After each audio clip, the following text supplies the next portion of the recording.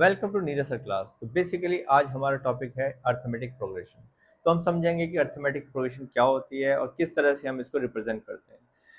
A sequence in which the difference between every two term is same is called arithmetic progression. Means कहने का मतलब ये है कि एक सीक्वेंस है हमारे पास जिसमें हर दो टर्म्स के बीच का डिफरेंस, एवरी टू टर्म्स के बीच का अगर डिफरेंस सेम है is called AP.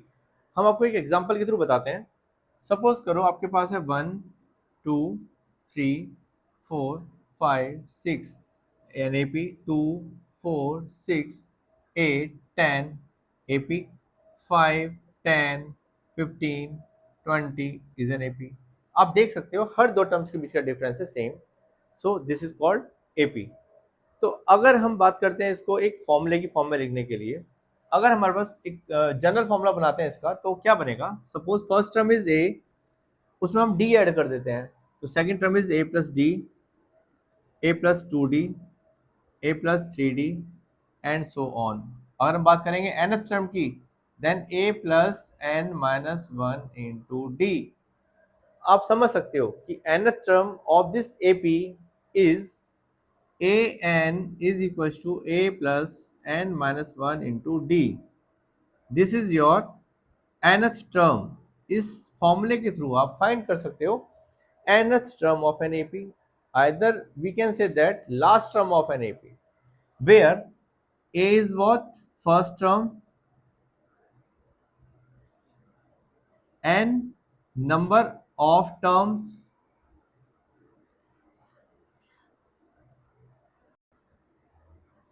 and d is called common difference, where an is what? Nth term, or we can say last term of AP की last term. So this is the specification for this formula. हमारे पास an है, that is a plus n minus 1 into d. इसके through आप nth term find कर सकते हैं, और nth term भी हमारी लास्ट टर्म कहलाती है। तो अभी हमने पढ़ा an term means nth term. अब हम इसको समझते हैं एक फॉर्मूले के एग्जांपल के थ्रू कि हम इसको कैसे अप्लाई करना है। तो सपोज करो आपके पास एक एग्जांपल है, we are having example AP है हमारे पास 3 6 9 12। This is an AP and we need to find the seventh term. A7 हमको फाइंड करना है। A is first term, that is 3। D is what? 6 minus 3, that is 3. And we need to find A7. The value of n is 7. Formula an is equal to a plus n minus 1 into d. A7 is what? A plus 7 minus 1 into d. D is what? 3. That is A7 is equals to 3 plus 7 minus 1, 6 into 3. 3 plus 18, 18 plus 3, 21. So A7 will be 21. So this is the formula by which we can find the nth term here. अभी हमने सीखा nth term of AP. Now अब हम बात करते हैं, अगर हमें n terms का sum find करना है, if we want to find out the sum of n terms of an AP, तब हम उसके लिए क्या अप्लाई करेंगे। तो उसके लिए हमारे पास कुछ फॉर्मूलेज हैं। Sn sum of n terms is equal to n by 2 2a plus n minus 1 into d. Either we can apply Sn is equals to n by 2a plus an, or we can write this formula Sn a plus l, as we have discussed earlier that an जो हमारी n term होती है हम उसको last term भी consider करते हैं। तो हम अगर इस an को रिप्लेस करते हैं l से, तो फॉर्मूला विल बी सेम। एक फॉर्मूला हमारे पास है Sn is equal to n by 2 2a plus n minus into D. जब आपके पास a गिवन है, n गिवन है और d गिवन है, then we will apply this formula. But in case अगर आपके पास n गिवन है, फर्स्ट टर्म गिवन है और लास्ट टर्म गिवन है, then we can apply this formula. तो अभी हम एक एग्जांपल लेते हैं, उस एग्जांपल के थ्रू उसको अच्छे से समझ पाएंगे। तो अभी हमने सीखा सम ऑफ n टर्म्स। तो हम अप्लाई करने के लिए एक फॉर्मूला आपके सामने, इस फॉर्मूले को कैसे अप्लाई करना है उसके लिए हमारे पास एक एग्जांपल है। Find the sum of 17 terms of an AP. 5, 9, 13, 17। सो हम लिख लेते हैं हमारा जो ए पी है 5, 9, 13, 17। अगर हम बात करते हैं ए की तो a is the first term that is 5। अगर हम बात करते हैं डी की तो 9 माइनस 5 दैट इज 4। क्योंकि हमें फाइंड करनी है सम ऑफ 17 टर्म्स, तो n की वैल्यू हो जाती है 17। तो the value of n is 17। अब मैंने आपको बताया था अगर हमें a, n और d गिवन है तो हम फर्स्ट वाला फॉर्मूला अप्लाई करेंगे, that is Sn is equal to n by two 2a plus n minus 1 into D. Like Sn is equal to n by two 2a plus n minus 1 into d. N is what? 17 by 2. 2 into a, the value of is 5 plus 17 minus 1 into d is what? 4. 17 by 2, 10 plus 16 into 4. 17 by 2, 10 plus 64. 17 by 2, 7, that is 74. 2 से हम cancel करते हैं इसको। After multiplying 17 and 37, 17 को अगर हम 37 से multiply करते हैं हमारा आंसर आता है 629। क्या आता है? 629। This is your final answer.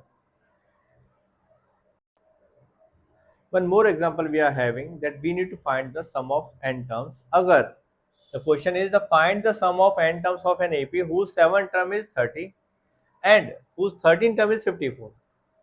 Now अब ध्यान देखिए आप कि हमारे पास ना a गिवन है ना d गिवन है, तो वो हम फाइंड करेंगे with the help of nth term. उसके बाद a और d की वैल्यू फाइंड होने के बाद हम फॉर्मूला अप्लाई करेंगे। See we have given 7th term is 30, तो a7 is 30 means a plus 6d is 30 and a 30 is 54, a plus 12d is 54. Now we will apply the elimination method जो कि हमने पढ़ा था chapter 3 linear equation in two variable. इसके through हम find करेंगे d और a की वैल्यू। तो 12 minus 6 minus 6d, 54 minus 30 that is 24। Minus से माइनस कैंसिल हो जाता है हमारा, d is what? 4. After putting the value of d in any one of the equation, you will have the value of a. A plus 6d is 30. That is a plus 6 into 4 is 30. A plus 24 is equals to 30. A is what? 30 minus 24, that is 6. The value of a is 6 and d is 4. अब हम क्या करेंगे, हमारे पास a और d की value find हो चुकी है और याद रखो हमें फाइंड करना है sum of n terms, means n की जगह हमें सिर्फ n ही पुट करना है। और फॉर्मूला क्या होता है हमारे पास? Sn is equal to n by two 2a plus n minus 1 into D. तो n is what? n 2 into a, the value of a is 6, n minus 1, value of d is 4, n by 2 12 plus 4n minus 4, that is n by 2 12, 12 minus 4 8 plus 4n। अगर हम इसमें से कुछ common लेते हैं, like इसमें से कुछ कॉमन आता है तो क्या कॉमन आएगा? 2 कॉमन आएगा, that is n by 2 taking 2 as common, 4 plus 2n, 2 से 2 cancel, answer will be 4n plus 2n square. तो this is your final answer. इस तरह से हम फाइंड कर सकते हैं sum of n terms. I think आपको समझ में आ चुकी होगी ये प्रॉब्लम हमने किस तरह से इसको सॉल्व किया।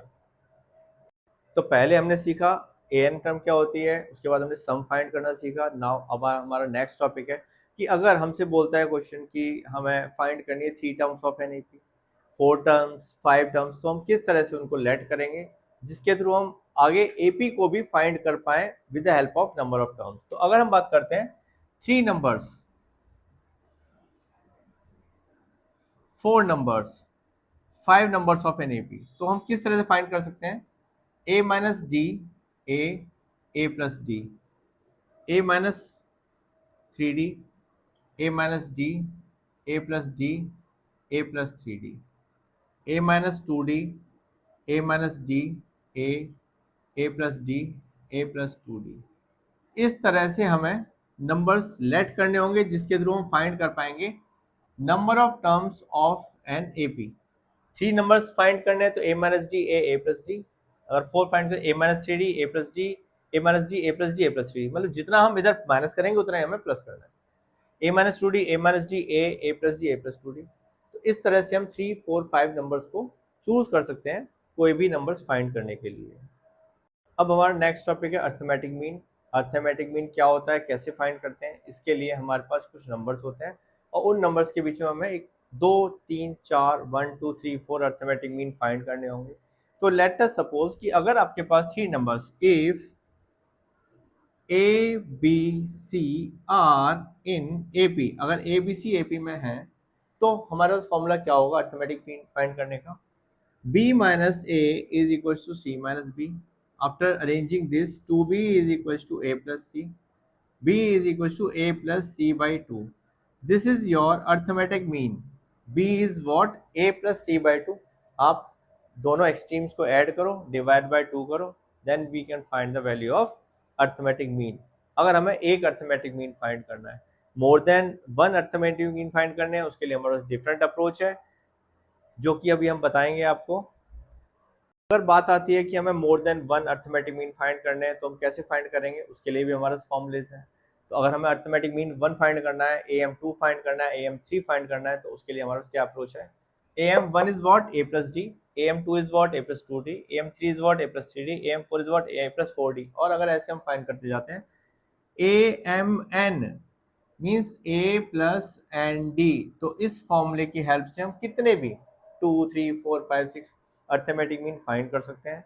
सो अब हम जो भी हमने पढ़ा है इसको हम किसी एक एग्जांपल, तो हम इस एग्जांपल के थ्रू समझेंगे कि हमारे अर्थमेटिक मीन क्या होता है और किस तरह से हमें अर्थमेटिक मीन फाइंड करने हैं। See, insert 4 arithmetic mean between 4 and 29। तो आप यहाँ पे लिखो 4 और इधर लिखो 29 और हमें अर्थमेटिक मीन फाइंड करने हैं 4। सो 1, 2, 3, 4। सो आप देख सकते हो कि a की वैल्यू कितनी है 4 और डी ए एन की वैल्यू कितनी है हमारे पास 29 और टोटल नंबर ऑफ टर्म्स कितनी है 1, 2, 3, 4, 5, 6, 6। इस केस में हमें डी फाइंड करना होगा। अगर आपके पास डी है तो फिर आप इजीली फाइंड कर सकते हो। So a n is equal to a plus n minus 1 into D.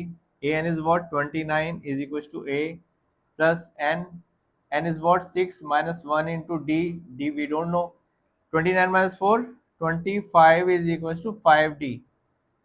So the value of d is 5. मैंने आपको बताया था d फाइंड करना है। d फाइंड करने के बाद हम इजीली सारे के सारे अर्थमेटिक मीन फाइंड कर सकते हैं। तो फाइंड करने के लिए हमारे पास क्या तरीका है, हमने आपको बताया था AM1 की बात करते हैं, AM2 की बात करते हैं, AM3 की बात करते हैं और AM4। a plus d, a plus 2d, a plus 3d and a plus 4d. Put the value of a and d here. The value of a is 4, d is 5. So 4 plus 5, 4 plus 2 into 5, 4 plus 3 into 5, 4 plus 4 into 5. The answer is 9. 5 to the 10 or 4 14, 15 or 4 19, 20 plus 4 24. So you will have now your 4 arithmetic mean like 9, 14, 19, 24. We can say that 4 और 29 के बीच के जो हमारे arithmetic mean आए हैं वो है 9, 14, 19, 24. These are the 4 arithmetic mean between 4 and 19. तो ये हमारा एक टॉपिक था जिसके थ्रू हमने सीखा अर्थमेटिक मीन कैसे फाइंड करते हैं मोर देन 1।